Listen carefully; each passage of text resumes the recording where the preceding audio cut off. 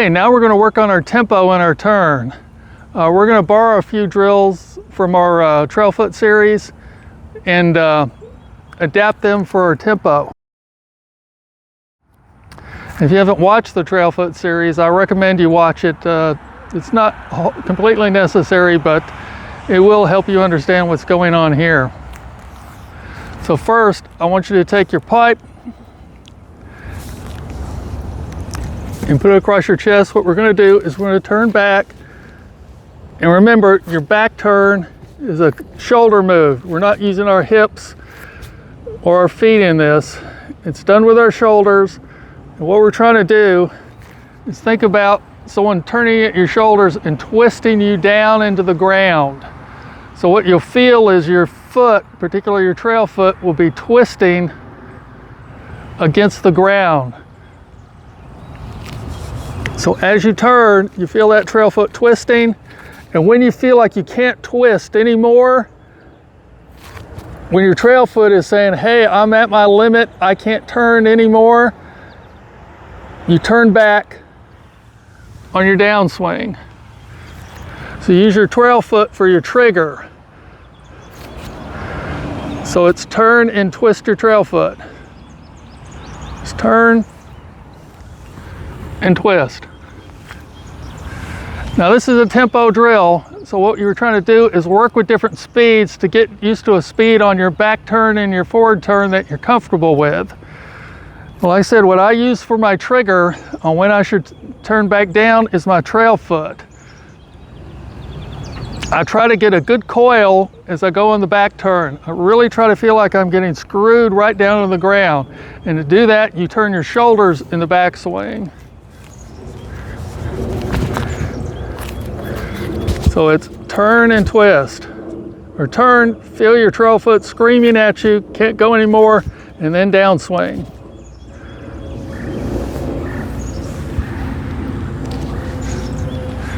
Now remember, there's not a pause at the top. It may look like there's a pause, but I don't want you to pause. What's happening is, as I turn my shoulders, and my trail foot twists into the ground, when it can't twist anymore, I start turning it. And to overcome that backwards inertia takes a moment. So it looks like there's a pause there, but it's really not. It's that moment in time, that short moment when my trail foot is overcoming the inertia of my shoulders turning backwards. So practice with some different speeds. This is going to be your primary drill, this one with the pipe, to learn your speed. Later we'll do it with a club, but right now do it with a pipe and learn your speed, and then get comfortable just with a good tempo, good back and forth, no pause at the top.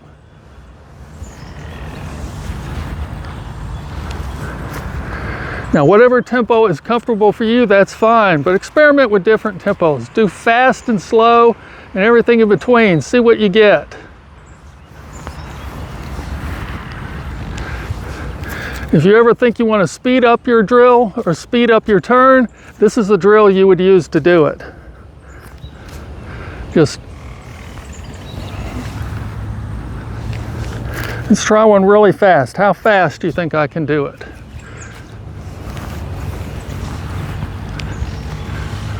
So, you can do it fast, you can do it slow.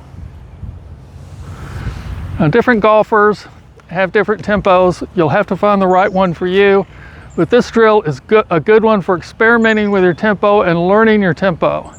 But again, you want to turn back with your pipe. No stopping at the top, just turn back. And when you hit your trigger, turn down.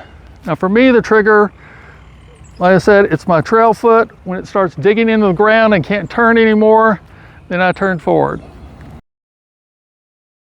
Okay, we're going to work on your tempo some more. This is exercise number 2, your tempo drill. Remember in the last drill, we were standing up straight with the pipe and we were turning and turning back, establishing our tempo, learning how our tempo works, and learning how to play with slow and fast tempos. This time, we're going to do the same drill, but we're going to do it with a club. And we're going to do it standing up. We're going to take those angles out. You just put the club in front of you and then turn back and turn forward. And what we're working on here is your tempo, it's not your swing. And remember how I do it is I turn back with my shoulders. It's a shoulder turn. You want to feel like your shoulders are turning and like they are screwing your trail foot right down into the ground.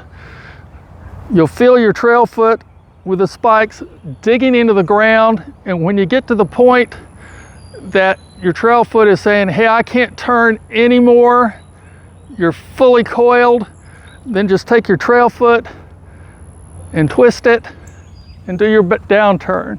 So for me, the trigger to do my down turn is when my trail foot is digging in the ground, and it almost feels like it's right on the point it's going to slide out from under me if I turn anymore. When I get to that point, that's when I do my down turn. So maybe you go back and then forward. Now I know it looks like there's a pause at the top. There's not. Do not pause at the top of your back swing.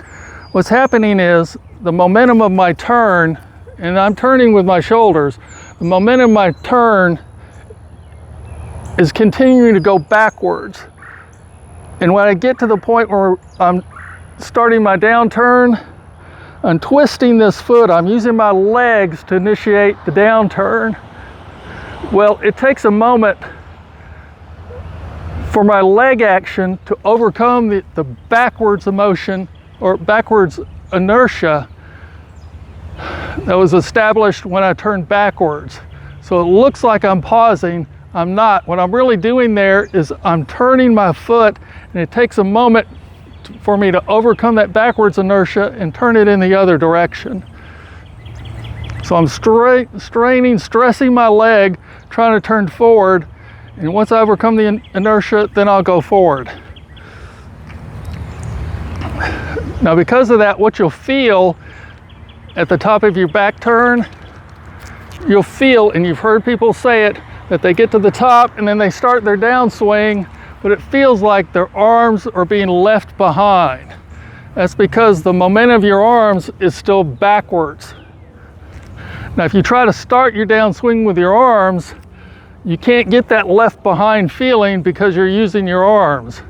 But if you use your feet, if you do a ground up swing, if your swing comes from the ground up, then you'll have that feeling at the top of your backswing that your arms are being left behind because your arms are still going backward. Their inertia is still going backward while your feet are turning you in the other direction.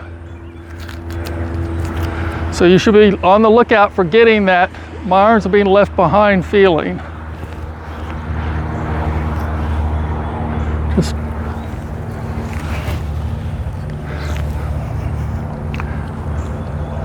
now experiment with different speeds on here. Remember, this is a tempo drill. You're trying to find your right tempo, and you're experimenting with different tempos, seeing which works best for you, which one you like. So do some fast, do some slow, do some in between. You're really experimenting with this, finding the one that's right for you. See if I can do a fast one.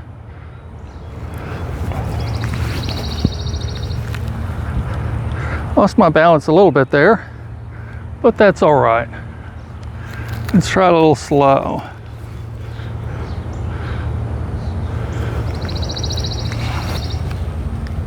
Let's try that again.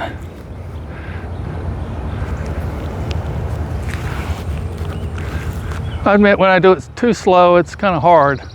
Fast is actually a little easier for me, but whichever is right for you, get that feeling. Now normally I tell you to do this 100 times, but really you should just be doing this over and over. This is an experiment to see how the different tempos work for you, and also to learn what your trigger is at the top of your backswing.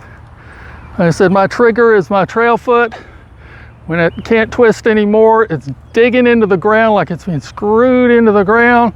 When it's turned so much, my foot saying, hey, I can't turn anymore, that's when I use my foot to drive the downswing. A little hint here, if you watched my trail foot work, the move is I take this foot and I twist it. Take it, twist the toe out, twist it. What happens when you keep your spikes in the ground though and twist it is it rotates your hips.